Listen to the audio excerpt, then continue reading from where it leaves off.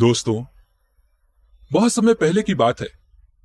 एक बूढ़ा व्यक्ति अपनी वेशभूषा बदलकर, अपने चेहरे को ढककर एक गुरु के पास आया और उन गुरु के बारे में यह विख्यात था कि वो बहुत ज्ञानी है। वह हर सवाल का जवाब जानते हैं और हर सवाल का जवाब बड़ी आसानी से दे देते हैं। उनके पास जो कोई भी अपनी समस्या लेकर आता है, वो उसकी समस्या का समाधान अवश्य करते हैं। वह बूढ़ा व्यक्ति भी इसी आस के साथ उन गुरु के पास पहुंचा था। वह उन गुरुवर से कहता है, हे गुरुवर, मैं बूढ़ा हूं और मैं अपने जीवन के अंतिम पड़ाव पर हूं, लेकिन मैं इस समय पर आपसे कुछ जानना चाहता हूं। मैं आपसे कुछ पूछना चाहता हूं, अगर आपकी इजाजत हो। इस पर वह गुरुवर कहते हैं, अब तुम अपने जीवन के अंतिम पड़ाव पर हो और इस समय तुम अपने जीवन के बारे में जानना चाहते हो। अब तो तुम्हारे शरीर में ताकत भी नहीं बची, आखिर तुम पहले क्यों नहीं आए? इस पर वो बूढ़ा व्यक्ति कहता है, हे गुरुवर, पहले मेरे मन में ऐसा कोई प्रश्न नहीं उठा था जिसको जानने की जिज्ञासा मेरे मन में अति तीव्र हो। तभी वह गुरुवर कहते हैं, ठीक है, पूछो, तुम क्या पूछना चाहते हो? तभी वो बूढ़ा व्यक्ति उन गुरुवर से कहता है, हे गुरुवर, मैंने अपने जीवन भर क्या पाया? क्या आप मुझे इसका जवाब दे सकते हैं? वह गुरु मुस्कुराने लगे और कहते हैं, तुमने अपने पूरे जीवन भर केवल धोखा पाया है। ये सुनते ही वो बूढ़ा व्यक्ति उन गुरु के चरणों में गिर गया और उनसे कहने लगा, आप ठीक कहते हैं, मैंने अपने जीवन भर केवल धोखा ही खाया है। हर कोई हमेशा मुझे धोखा ही देता रहता है। मैंने अपने जीवन के हर पड़ाव पर केवल धोखा ही पाया है। यहां पर कोई किसी का नहीं है। तभी वह गुरुवर कहते हैं, तुमने तो पूरा सवाल किया ही नहीं। क्या तुम ये नहीं जानना चाहते कि आखिर तुम्हें धोखा किसने दिया है? वह बूढ़ा व्यक्ति उन गुरु से कहता है, नहीं गुरुवर, मैं जानता हूं कि मुझे धोखा किसने दिया है। मैं उस हर एक व्यक्ति का नाम जानता हूं। मुझे उस हर एक व्यक्ति का नाम याद है। उन्होंने कब और कैसे मुझे धोखा दिया था, वो भी मुझे अच्छी तरह याद है। तभी वह गुरुवर कहते हैं, किंतु एक ऐसा व्यक्ति भी है जिसके बारे में तुम अभी भी अज्ञात हो और वह तुम्हें पल पल धोखा दे रहा है, जिसके बारे में तुम बिल्कुल नहीं जानते। वह व्यक्ति जन्म काल से ही तुम्हारे साथ है, लेकिन तुम अब तक उसे नहीं पहचान पाए और वह तुम्हें हर पल धोखा दिए जा रहा है। जब तक तुम्हारी ये सांस चलती रहेगी, जब तक तुम्हारा ये जीवन रहेगा, वह तुम्हें धोखा देता ही रहेगा। उन गुरु की ये सारी बातें सुनकर वह व्यक्ति बड़ा अचरज में पड़ गया कि आखिर ऐसा कौन सा व्यक्ति है जो बचपन काल से मेरे साथ है और मेरे मृत्यु तक भी मेरे साथ ही रहेगा, और तो और जिसे मैं नहीं जानता। वह बड़ी अचरजता से उन गुरु से कहता है, हे गुरुवर, आखिर वो कौन है जो मुझे धोखा दे रहा है? कृपया करके मुझे उसका नाम बताइए। कृपया करके मुझे ये बताइए कि आखिर वो है कौन और कहां रहता है? तभी वो गुरुवर कहते हैं, राजन, पहले आप मुझे ये बताइए कि आप अपना चेहरा ढककर, अपनी वेशभूषा बदलकर आप इस तरह से मुझसे मिलने क्यों आए हैं? वह व्यक्ति उन गुरु के मुख से यह बात सुनते ही उनके चरणों में गिर पड़ा और आश्चर्यचकित होकर वह उन गुरु से कहता है, हे गुरुवर, आपको कैसे पता चला कि मैं एक साधारण व्यक्ति नहीं बल्कि एक चक्रवर्ती सम्राट हूं? तभी वह गुरुवर कहते हैं, तुम्हारी वाणी किसी सम्राट की लगती है और तुम्हारी वाणी से ही यह झलक रहा है कि तुम एक राजा हो। लेकिन मैं ये जानना चाहता हूं कि आखिर आप मुझसे क्या चाहते हैं? तभी वह बूढ़ा राजा उन गुरु से कहता है, हे गुरुवर, यही पास में एक छोटा सा जंगल है। उस जंगल में 10 पेड़ हैं। जब तक मेरे शरीर में ताकत थी, जब तक मैं बलवान था, मैं युवा था, शक्तिशाली था, जब तक मेरे बाजुओं में ताकत थी, तब तक मैं उन पेड़ों पर अपने एक ही बाण से निशाना लगाकर उन सभी को भेद सकता था। मेरा एक ही बाण उन सभी 10 पेड़ों के आर पार निकल जाता था। लेकिन आज जब मैं उन पर निशाना साधता हूं तो मेरे हाथ कांपने लगते हैं। मेरा निशाना नहीं लग पाता। 10 पेड़ तो छोड़िए, मेरा निशाना एक पेड़ तक भी नहीं लग पाता। तो फिर 10 पेड़ कैसे पार होंगे? जब मैं रूप बदलकर, वेशभूषा बदलकर उन पेड़ों को भेदने का प्रयास कर रहा था तो आसपास के सभी लोग यह देखकर हंस रहे थे, मेरा मजाक उड़ा रहे थे और वह केवल एक ही बात कह रहे थे कि यह कार्य केवल हमारे राज्य के राजा कर सकते हैं। और कई लोग तो वहां पर ऐसे भी थे जो ये कह रहे थे कि यह बूढ़ा पागल हो चुका है। ये सारी बातें सुनकर मैं बहुत निराश हो चुका था, अपने आप से हार चुका था। इसलिए मैं वहां से वापस लौट आया और जब मैं वहां से लौट रहा था तो मैंने आपको देखा। मैं आपके पास तुरंत चला आया, ये जानने के लिए कि आखिर मैंने अपने जीवन में क्या पाया। तभी वो गुरुवर कहते हैं, ठीक है, मेरे साथ चलो। इतना कहकर वो गुरुवर आगे की ओर चलने लगते हैं और वह बूढ़ा राजा उनके पीछे पीछे आगे की ओर बढ़ने लगता है। वह गुरुवर उस राजा को उन्हीं 10 पेड़ों के पास ले जाते हैं और उस राजा से कहते हैं, हे राजन, निशाना लगाइए। इस पर वो बूढ़ा राजा एक बार फिर से अपने मुंह को छुपाकर निशाना साधने का प्रयास करता है। वह कई बार प्रयास करता है, एक भी निशाना सटीक नहीं लग पाता, एक भी तीर पेड़ में जाकर नहीं घुस पाता। तभी वो राजा कहता है, हे गुरुवर, आपने देखा मैं कितना कमजोर हो चुका हूं। मेरी शक्ति अब क्षीण हो चुकी है। मेरे भीतर अब पहले जैसी वो ताकत नहीं रही। ये सब अब मेरे बस का नहीं है। आखिर मैं बूढ़ा हो चुका हूं। इतना कहकर वह बूढ़ा राजा वहीं पर सर पर हाथ रखकर बैठ गया। तभी वो गुरु कहते हैं, हे राजन, जाओ और अपनी योद्धा वाली पोशाक पहनकर वापस लौटो। अपने रथ पर आओ, अपने उसी तीर और धनुष के साथ वापस आओ जिसका इस्तेमाल करके आप इन 10 पेड़ों को एक ही तीर से भेद दिया करते थे।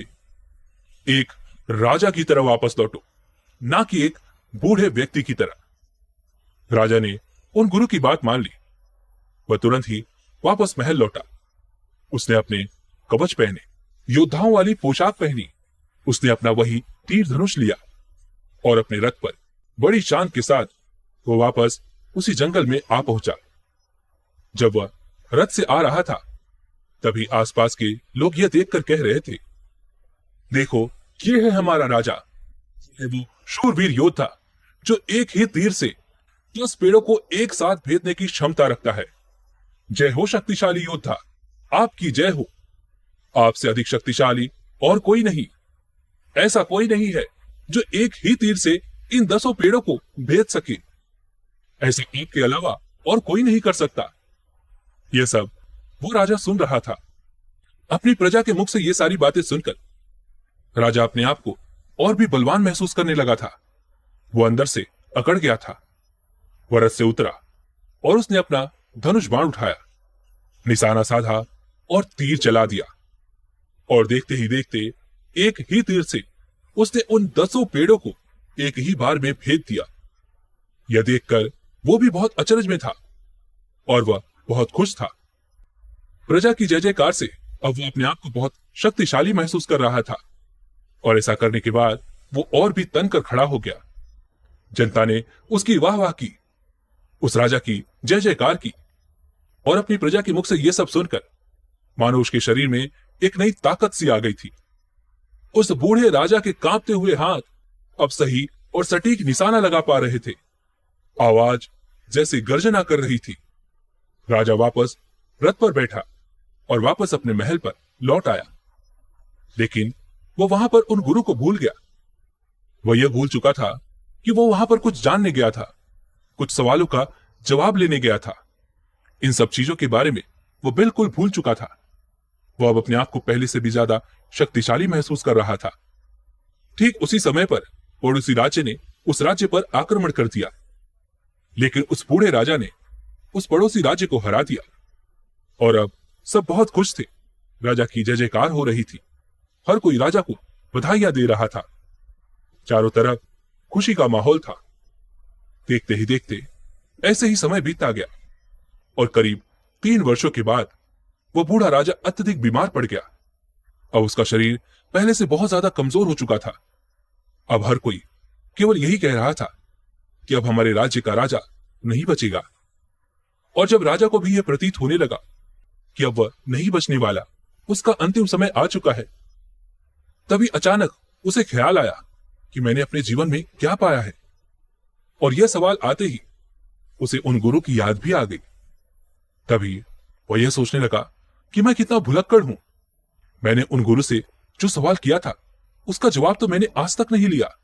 उन गुरु ने कहा था कि मैंने धोखा पाया है, जीवन भर धोखा। लेकिन वह धोखा मुझे किसने दिया है यह तो मैं जान ही नहीं पाया था। लेकिन अब मैं ये जानना चाहता हूं। अपनी मृत्यु से पहले मैं इस सवाल का जवाब जानकर ही रहूंगा। उसने जैसे तैसे हिम्मत की। वो अपने पैरों पर खड़ा हुआ।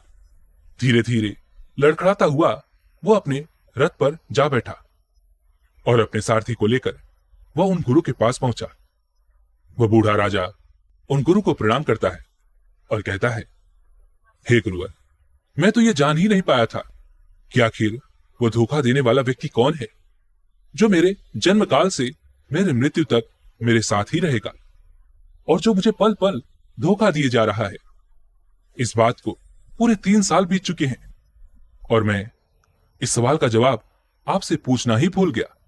किंतु अब मेरा अंतिम समय आ चुका है और मैं जानता हूं कि अब मैं ज्यादा देर नहीं जी पाऊंगा। इसलिए मैं आपके पास आया हूं। मैं आपसे यह जानना चाहता हूं कि आखिर वो कौन है जो मुझे बचपन काल से अब तक पल पल धोखा दिए जा रहा है और जिसे मैं जानता तक नहीं। वो राजन दोनों हाथ जोड़कर उन गुरु से कहता है, हे गुरुवर, अब तो मुझे उसका नाम बता दीजिए। तभी वह गुरु मुस्कुराने लगे और उस बूढ़े राजा से कहते हैं, हे राजन, ये वही है जिसने 3 साल पहले भी तुम्हें धोखा दिया था, जब तुम ये बिना जाने कि तुम्हें कौन धोखा दे रहा है यहां से वापस चले गए थे। ये भूल गए थे कि तुम यहां पर किसी सवाल का जवाब लेने आए थे। ये सब उसी का किया धरा है। तभी वो राजा कहता है, हे गुरुवर, आखिर वो है कौन? आप उसके बारे में मुझे साफ और स्पष्ट तौर पर क्यों नहीं बताते? तभी वह गुरुवर कहते हैं, वो कोई और नहीं है, तुम्हारा मन है, जो तुम्हारे जन्म से लेकर अब तक तुम्हारे साथ है, जो तुम्हारी ताकत भी है, जो तुम्हारी कमजोरी भी है, जिसने तुम्हें बनाया है, जिसने कहा है कि तुम शक्तिशाली हो, जिसने तुम्हें अनगिनत युद्धों में जीत दिलाई है, जो तुम्हें कहता है कि तुम ज्ञानी हो, जो तुम्हें कहता है कि तुम सुंदर हो, जो तुम्हें बताता है कि तुम महान हो, जो हमेशा एक अच्छे दोस्त की तरह तुम्हारे साथ ही रहता है, जो तुम्हारे विश्वास का पात्र है, जो तुम्हारा विश्वास जीत चुका है। तुमने उस पर आंख बंद करके इतना विश्वास कर लिया है कि तुम उससे कभी कोई सवाल तक नहीं करते। लेकिन वही तुम्हारा मित्र, तुम्हारा मन तुम्हें धोखा दिए जा रहा है। और अब जब तुम्हारा अंतिम समय आया है, तब तुम ये जानने आए हो कि आखिर तुमने क्या पाया है। और ऐसे समय पर क्या जवाब मिलता है? कुछ नहीं। लेकिन जैसे ही हमारा मन हमसे ये कहता है कि हम शक्तिशाली हैं, तो हमारे भीतर एक नई ऊर्जा उत्पन्न हो जाती है। हमारा शरीर पहले से भी ज्यादा ताकतवर महसूस करने लगता है और वापस वो अपने कार्यों में लग जाता है। ठीक उसी प्रकार जिस प्रकार एक अच्छा मित्र तुम्हारा साथ देता है, ठीक उसी तरह से वह भी तुम्हारा साथ रहता है, किंतु वह तुम्हें एक शत्रु की तरह धोखा भी देता रहता है। इस पर वो बूढ़ा राजा कहता है, हे गुरुवर, मैं ये समझ नहीं पा रहा कि आखिर आप क्या कहना चाहते हैं। मेरा मन मुझे किस तरह से धोखा दे रहा है और उसने मुझे अब तक क्या धोखा दिया। तभी वह गुरुवर उस राजा से कहते हैं, हे राजा, तुमने अपने जीवन में अब तक क्या पाया है। तभी वो राजा कहता है, हे गुरुवर, पहले तो लगता था कि मैंने बहुत कुछ पाया है, जो कुछ भी मैंने किया है सब मेरा ही किया धरा है। लेकिन अब जब मेरा अंतिम समय करीब आ चुका है, तब मुझे ऐसा प्रतीत होता है मानो मैंने अब तक कुछ किया ही ना हो। तभी वह गुरुवर कहते हैं, हे राजन, तुम कौन हो? इसके जवाब में वो राजा कहता है, हे गुरुवर, मैं एक चक्रवर्ती सम्राट हूं। तभी वह गुरुवर कहते हैं, ये सब तो ठीक है, लेकिन इन सब के अलावा तुम क्या हो?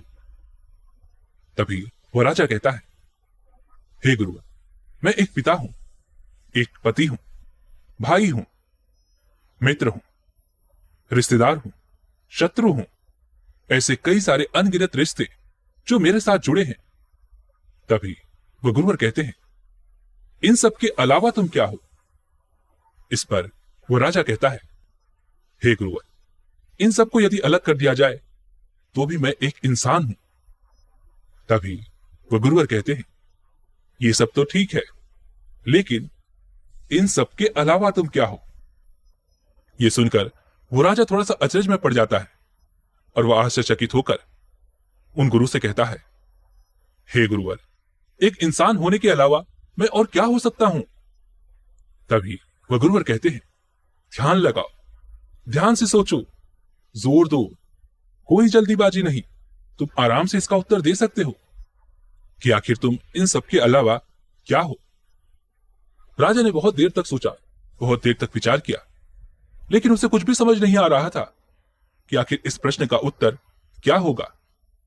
और आखिरकार वह उन गुरु से कहता है, हे गुरुवर, इन सब के अलावा मैं कुछ नहीं हूं, मैंने कुछ भी नहीं पाया और ना ही मैंने आज तक कुछ किया है।